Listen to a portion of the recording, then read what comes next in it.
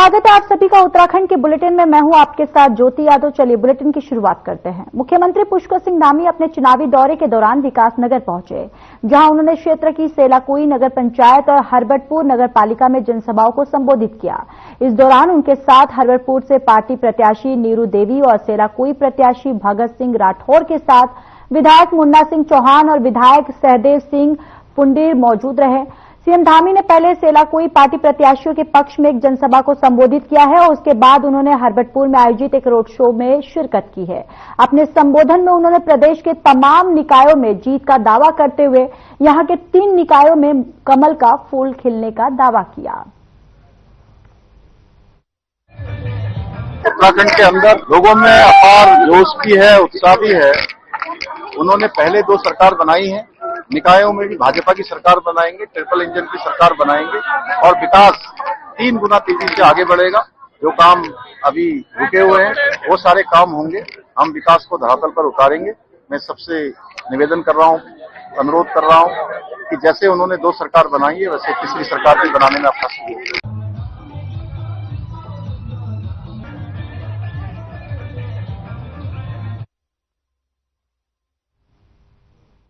देश भर में महाकुंभ की धूम है। पौष पूर्णिमा के स्नान के साथ महाकुंभ मेले की शुरुआत हो गई है। सुबह से ही यूपी के प्रयागराज में देशी विदेशी से लाखों श्रद्धालु गंगा में आस्था की डुबकी लगा रहे हैं।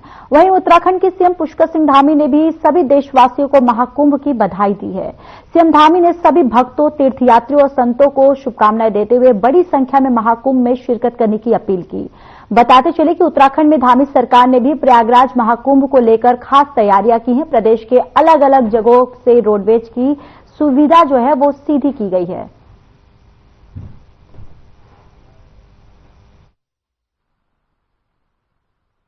आस्था और श्रद्धा का महाकुंभ प्रारंभ हो गया है।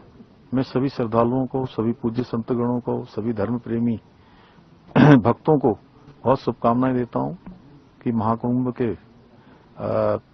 में पवित्र स्नान में भाग लीजिए, पवित्र स्नान करिए और पुण्य के भागी बनिए। बहुत बहुत शुभकामनाएं। संडोरी और मकर संक्रांति की पूरे प्रदेश भगवान सूर्यदेव उत्तरायण में प्रवेश कर रहे हैं।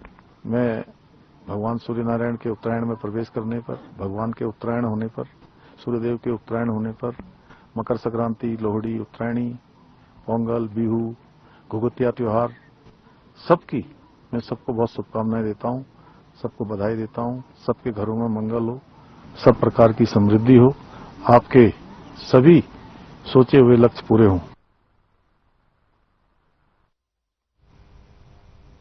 चलिए अब खबरों में हल्द्वानी की बात कर लेते हैं। गोलापार और खेल परिसर में युवा दिवस कार्यक्रम में युवा उत्साह का जबरदस्त प्रदर्शन देखने को मिला। इस मौके पर प्रदेश के विभिन्न युवा मंगल दलों को सम्मानित किया गया। साथ ही राष्ट्रीय खेलों में रजिस्ट्रेशन करने वाले वॉलंटियर्स को प्रमाण पत्र भी दिया गया। कार्यक्रम का शुभारंभ मुख्य अतिथि पूर्व सीएम भगत सिंह कोश्यारी और सांसद अजय भट्ट और कैबिनेट मंत्री रेखा आर्या ने किया है। इस अवसर पर खेल मंत्री रेखा आर्या ने राष्ट्रीय खेलों में पंजीकरण करने वाले वॉलंटियर से कहा, क्या कुछ कहा, चलिए सुनते हैं।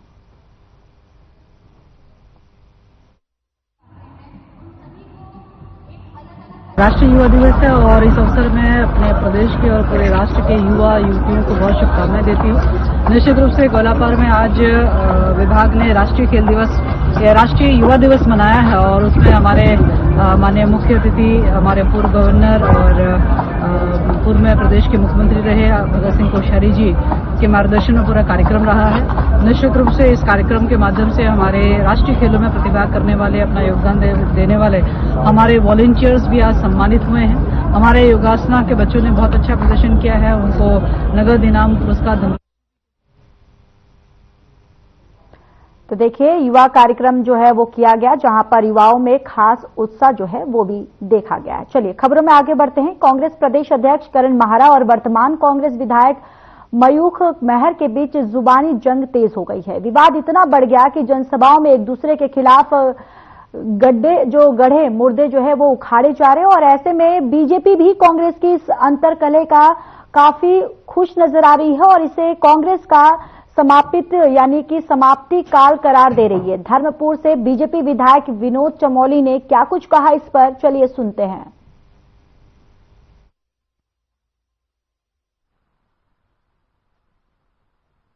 देखिए, भारतीय जनता पार्टी के लिए करण मेहरा कांग्रेस के बेहतर अध्यक्ष साबित हुए हैं, क्योंकि जब से वो आए हैं कांग्रेस में सर्वफ्लोवल चल रही है और उसका परिणाम है कि समय समय पर कांग्रेस टूट रही है और भाजपा का कुंडवा बढ़ रहा है। आज अगर उनके आपस में जिस तरह के वाद विवाद चल रहा है, मुझे ऐसा लगता है करण मेहरा ने तय कर रखा है कांग्रेस को समाप्त करके ही वो हटेंगे। तो मैं समझता हूँ बेहतर स्थितियां हैं। अगर कांग्रेस आपस में लड़ रही है तो भाजपा को इसका आनंद लेना चाहिए। तो देखा आपने किस तरीके से अब कांग्रेस और बीजेपी जो है हमलावर है एक दूसरे पर, यहां पर अंतरकलह का बात बता रही है बीजेपी और साथ ही साथ फायदा भी उठा रही है। चलिए अब आगे बढ़ते हैं। उत्तराखंड में आगामी 28 जनवरी से 38वें राष्ट्रीय खेल शुरू होने जा रहा है, जिसका उद्घाटन प्रधानमंत्री नरेंद्र मोदी करेंगे। ऐसे में पीएम मोदी एक दिवसीय दौरे पर उत्तराखंड आ रहे हैं और हाल ही में सीएम पुष्कर सिंह धामी ने पीएम मोदी को राष्ट्रीय खेलों के उद्घाटन समारोह में आने का न्योता दिया है और ऐसे में पीएम मोदी यहां आकर नेशनल गेम्स के उद्घाटन के अलावा अन्य प्रोजेक्ट की भी जानकारी देंगे और यानी कि जानकारी जो है वो लेंगे। और आपको ये भी बताते चले कि पीएम नरेंद्र मोदी लगातार केदारनाथ और बद्रीनाथ में चल रहे पुनर्निर्माण कार्यों की जानकारी लेते रहते हैं और वे कई बार बाबा केदार के दर्शनों के लिए केदारनाथ भी पहुंच चुके हैं। अब एक बार फिर से पीएम मोदी उत्तराखंड के दौरे पर आ रहे हैं, जिसके तहत पीएम मोदी नेशनल गेम्स का उद्घाटन करेंगे।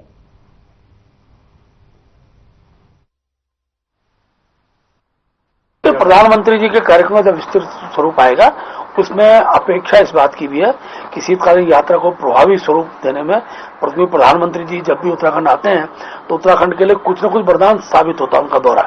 तो निश्चित रूप से जब शीतकालीन यात्रा का एक पक्ष निकल कर आया, बड़ी संख्या में ये यात्रा बढ़ी भी है। प्रधानमंत्री जी अगर आते हैं और हमारा गंगोत्री और यमुनोत्री के जो गद्य स्थल है वहां तक उनका जाना होता है, तो उसका लाभ हमको।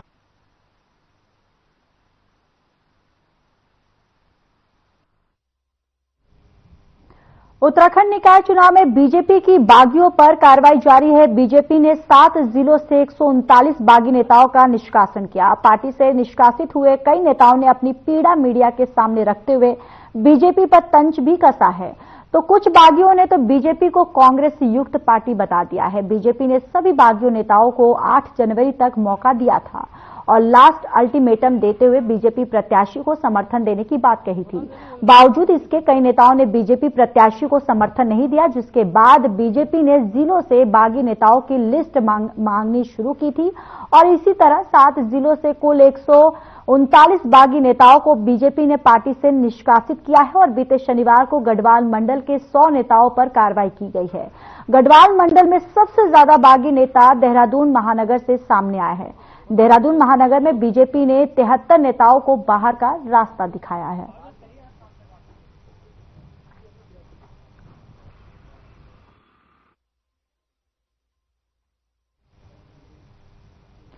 नगर निकाय चुनाव को लेकर उत्तराखंड बीजेपी लगातार जनता के बीच पहुंच रही है। पार्टी प्रत्याशियों के पक्ष में जनता से मतदान की अपील के लिए बीजेपी के सभी वरिष्ठ नेता एक रणनीति के तहत जनता के बीच पहुंच रहे हैं। इसी के तहत राजधानी देहरादून में बीजेपी ने चुनाव घोषणा पत्र में तमाम बिंदुओं को शामिल करने के लिए जनता से सुझाव मांगे। बीजेपी की प्रदेश प्रवक्ता हनी पाठक ने बताया कि जनता सर्वोपरि है और जनता के सुझाव को शामिल करते हुए बेहतर देहरादून बनाने का घोषणा पत्र तैयार किया जाएगा।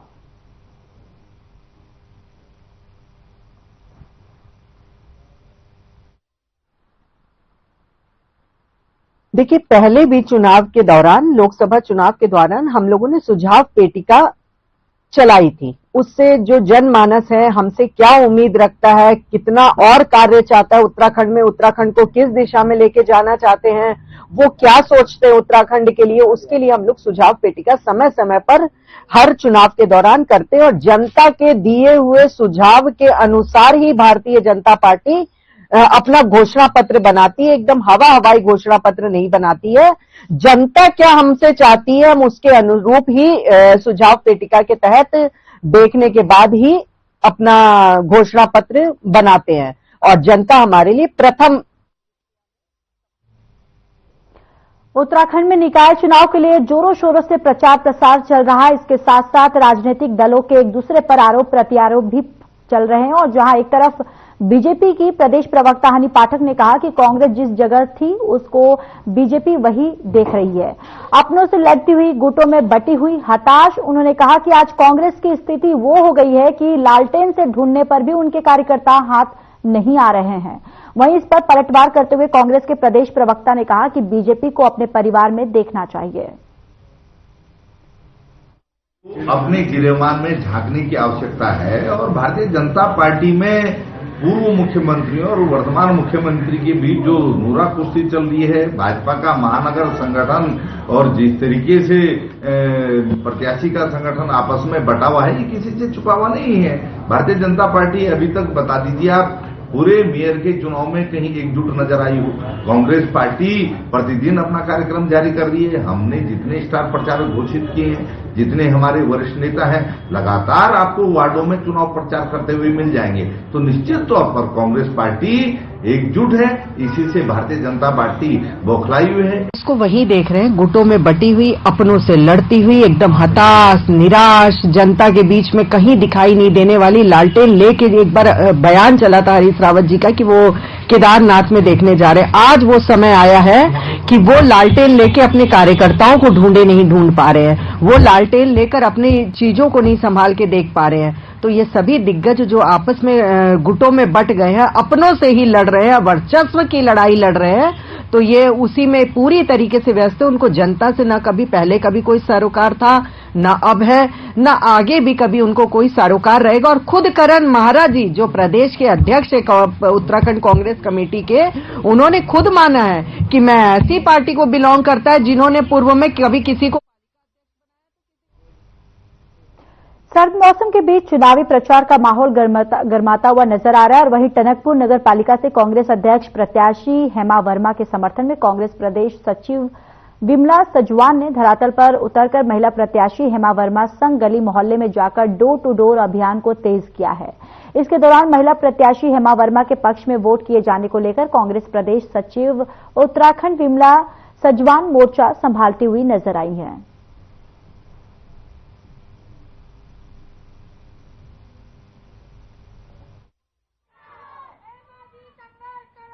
कांग्रेस के कैंडिडेट का चुनाव प्रचार का बिगुल बज चुका है। मां पूर्णागिरी का आशीर्वाद हमारे कैंडिडेट पे और हमारी जनता पे बना हुआ है, जो आज बीजेपी की सरकार से मूलभूत सुविधाओं से मुख्यमंत्री का गृह क्षेत्र होने के बावजूद जो आज चिकित्सा की, स्वास्थ्य की, शिक्षा की, बिजली की, पानी की जो समस्याओं से, छोटी छोटी समस्याओं से जो जनता जूझ रही है, आज सबको मौका है, सबने मन बना रखा है कांग्रेस के प्रत्याशी को टनकपुर, बनबसा, चंपावत हम एक तरफा जीत दिलाकर कांग्रेस का फतह करके हम माननीय राहुल गांधी जी, माननीय सोनिया जी, माननीय खड़गे जी के हाथों को मजबूत करेंगे। और ये कहूंगी क्षेत्रीय जनता तन धन से मेरे साथ बने रहे। मैं उनको पूरा विश्वास दिलाती हूँ कि जो विश्वास वो मुझ पर रख रहे हैं, आज में जो ये इतना भीड़ इकट्ठा करके मेरा समर्थन करने के लिए खड़े हैं, मैं उनके विश्वास को कभी ठेस नहीं पहुंचाऊंगी। ये सेलाकुई नगर पंचायत के गठन के बाद पहला चुनाव है और जो इस चुनाव में भाग लेने वाले हैं, अपना मतदान करने वाले हैं, वो सभी ऐतिहासिक होने वाले हैं, क्योंकि एक विकास की नींव के आप पत्थर बनने वाले हैं, आप एक पत्थर रखने वाले हैं और आप सभी के लिए सेलाकुई के विकास को ट्रिपल इंजन की शक्ति देने का ये बहुत ही स्वर्णिम अवसर है। ये एक ऐसा अवसर है जो सेलाकुई के विकास को और गति प्रदान करेगा, और प्रगति प्रदान करेगा, और उन्नति प्रदान करेगा, और ऊंचाइयों पर ले जाने का काम ये नगर पंचायत का सेलाकुई का चुनाव करने वाला है। आप सभी ट्रिपल इंजन की सरकार चुनने में अपना योगदान देंगे ना? सब तैयार हैं अपना योगदान देने के लिए? आप सभी ट्रिपल इंजन की सरकार चुनेंगे सेलाकुई में?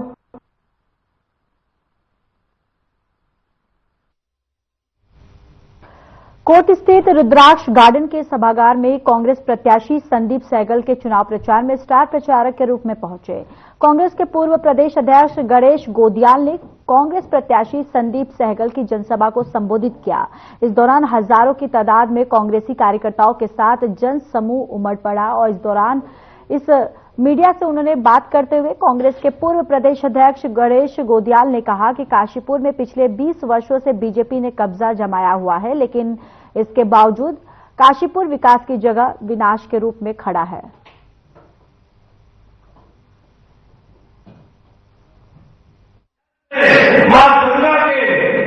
विदित है कि पूरे प्रदेश में निकायों के चुनाव चल रहे हैं और निकायों के इन चुनावों के चलते काशीपुर नगर निगम के चुनाव के लिए हमारे सुयोग्य प्रत्याशी श्री संदीप सहगल जी, जो कि मेरे पास खड़े हैं, हमारे भाई संदीप सहगल जी खड़े हैं इस चुनाव में कांग्रेस पार्टी की ओर से।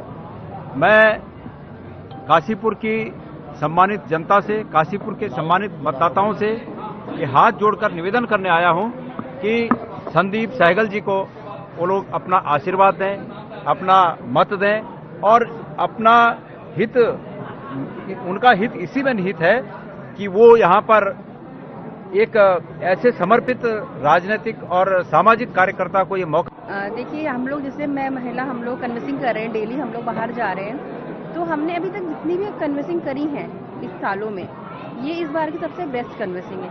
हर व्यक्ति ये कह रहा है कि आपको कहने की जरूरत नहीं है, हम लोग इस बार बदलाव चाहते हैं और बदलाव होके रहेगा, क्योंकि हमें कहना नहीं पड़ रहा, सामने वाला खुद ही कह रहा है कि हम आपके साथ हैं। इस बार जात से, धर्म से उठ के ये यहाँ पर राजनीति हो रही, क्योंकि ये जो नगर निगम का चुनाव होता है ये आम आदमी का चुनाव है, हमारी सड़कों की समस्याओं का चुनाव है, हमारे जो क्या कहते हैं अस्पतालों की हालात हैं, जो हमारा सौंदर्यीकरण काशीपुर का होना चाहिए, चाहे आप गिरिताल की रोड देख लीजिए या फिर आप अपना द्रोणा सागर देख लीजिए, कहीं भी कोई ऐसी जगह नहीं है, ऐसा स्थान नहीं है जहाँ पर आप। संदीप एक बहुत ही जिम्मेदार और एक ऐसा व्यक्तित्व है जो विकास की सोच रखता है और कांग्रेस के प्रत्याशी के रूप में वो बहुत अच्छा काम कर रहा है। उनके लिए गणेश। चलिए खबरों में आगे बढ़ते हैं। खटीमा टीडीसी के परिसर में कुमाऊं सांस्कृतिक उत्थान मंच और क्षेत्र के जनता के सहयोग से 7 दिवसीय उत्तरायणी कौतिक मेला चल रहा है। मेले में उत्तराखंड के विभिन्न क्षेत्रों से आए प्रसिद्ध लोक कलाकारों सहित स्थानीय कलाकारों और स्कूली बच्चों का जलवा देखने को मिल रहा है। प्रतिदिन दीप प्रज्वलन और मांगलिक गीतों से प्रारंभ होने वाला कार्यक्रम सायंकाल तक कलाकारों की रोचक प्रस्तुति से आकर्षक का मनमोहक बना रहता है और वहीं 5वें दिन विभिन्न विद्यालयों के स्कूली बच्चों, स्थानीय कलाकारों, उत्तराखंड और बाहर से आए सुप्रसिद्ध कलाकारों द्वारा पारंपरिक वेशभूषा में लोक नृत्य, लोकगीत, नृत्य नाटिका, देशभक्ति गीत और कुमाऊनी गीत प्रस्तुत कर दर्शकों को आकर्षित और आनंदित किया। उत्तरायणी कौतिक मेले का समापन विधिवत रूप से 15 जनवरी को किया जाएगा।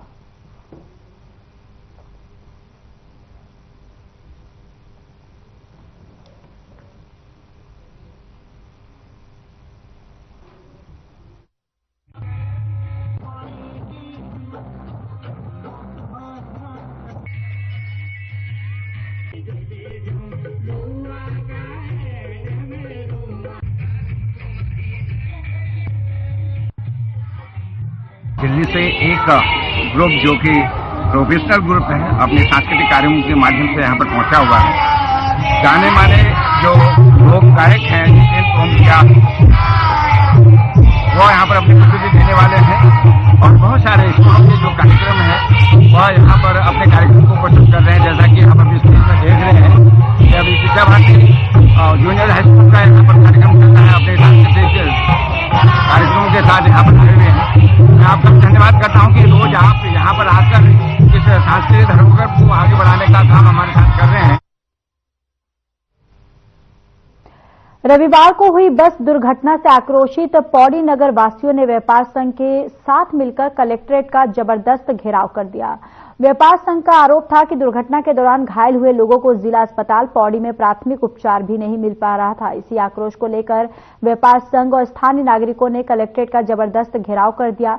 जिलाधिकारी की अनुपस्थिति में अपर जिलाधिकारी अनिल गब्रियाल ने व्यापार संघ पदाधिकारियों की बहस भी हुई है। व्यापारियों का कहना था कि उनकी गिरफ्तारी की जाए। उधर स्थानीय निकाय चुनाव में चुनाव लड़ रहे प्रत्याशियों ने स्वास्थ्य मंत्री डॉक्टर धन सिंह रावत के खिलाफ भी नारेबाजी की।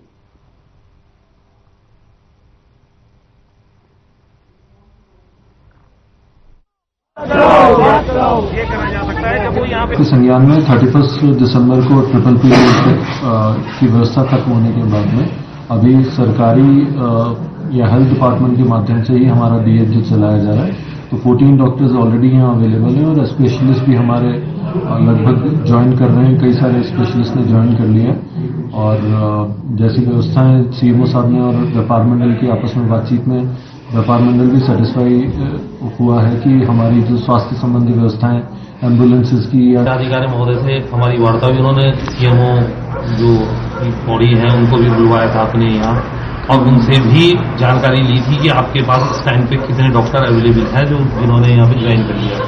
तो उनके द्वारा जानकारी दी गई कि 10 डॉक्टर हमारे पास इस समय अवेलेबल हैं जो कि यहाँ पे अपनी व्यवस्थाओं में को सही करने के लिए अपनी सेवाएं दे रहे हैं। उसमें पंगा सिर्फ ये था कि आपको टेलीमेडिसिन।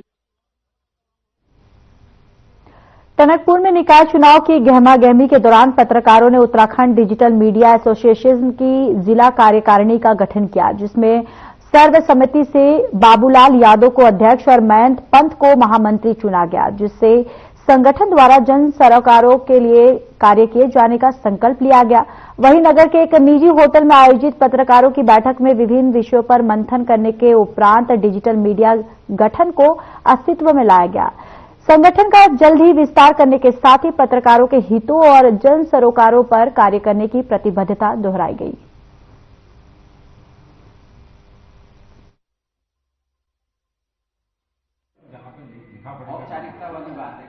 देखिए, आज उत्तराखंड डिजिटल मीडिया एसोसिएशन का गठन किया गया है और जिसमें सभी साथियों का मुझे सहयोग मिला और उनका नेतृत्व करने की जिम्मेदारी दी गई है। तो मैं आप सभी के चैनल के माध्यम से ये कहना चाहता हूं, जो पत्रकारों के निहित दायित्व हैं, पत्रकारों का जो शोषण होता आया है, पत्रकारों को हर जगह अधिकांश जगह पत्रकारों को दूजी नजरों से देखा जाने। बागेश्वर जिले में उत्तरायणी मेले का शुभारंभ इस साल भी पारंपरिक और भव्य आयोजन के साथ हुआ। कुमाऊं की काशी के नाम से प्रसिद्ध इस ऐतिहासिक धार्मिक और पौराणिक मेले का उद्घाटन कुमाऊं मंडल के आयुक्त दीपक रावत ने फीता काटकर किया है। बाबा बागनाथ मंदिर के पास सरयू और गोमती नदी के तट पर हर साल आयोजित होने वाला यह मेला कुली बेगार आंदोलन की स्मृति को संजोए हुए है। उत्तरायणी मेला उद्घाटन से पहले स्थानीय स्कूली बच्चों और स्थानीय लोगों ने पारंपरिक वेशभूषा में बागेश्वर नगर में प्रभात फेरी और झांकी निकालकर ऐतिहासिक मेले को सफल बनाने का प्रयास किया। झांकी में आर्मी बैंड ने जहां देशभक्ति का जोश भरा, तो कलाकारों और स्कूली बच्चों ने स्थानीय पारंपरिक संस्कृति के साथ ही विविध प्रांतों की संस्कृति की छटा बिखरी है।